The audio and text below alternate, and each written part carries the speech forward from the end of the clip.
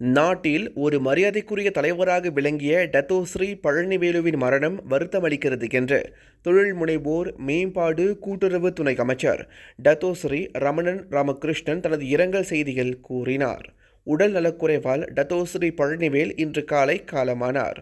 அவரின் மரண செய்தி பெரும் வருத்தத்தை அளிக்கிறது.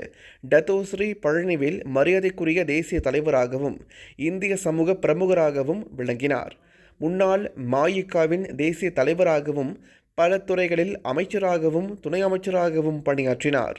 மேலும் அவரது அரசியல் வாழ்க்கை முழுவதும் பல்வேறு முக்கிய அரசு பதவிகளை வகித்தார். உலுஸ்லாங்கூர் நாடாளுமன்ற உறுப்பினராகவும் கேமரன் மலை நாடாளுமன்ற உறுப்பினராகவும் இருந்த அவர் மக்களின் பிரச்சினைகளை, குறிப்பாக கல்வி, பொருளாதார வாய்ப்புகள், இந்திய சமூகத்தின் முன்னேற்றம் தொடர்பான பிரச்சினைகளை தீவிரமாக ஆதரித்தார்.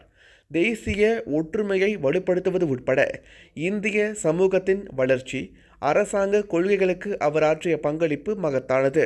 அவரின் பங்கு மலேசிய வரலாற்றில் தொடர்ந்து நினைவு கூறப்படும். மறைந்தவரின் குடும்பத்தினருக்கும் எனது இரங்கலை தெரிவித்துக் கொள்கிறேன். இந்த துயர நேரத்தை எதிர்கொள்ள அவர்களுக்கு மன உறுதியும் பலமும் கிடைக்கட்டும் என்று டத்தோஸ்ரீ ரமணன் கூறினார்.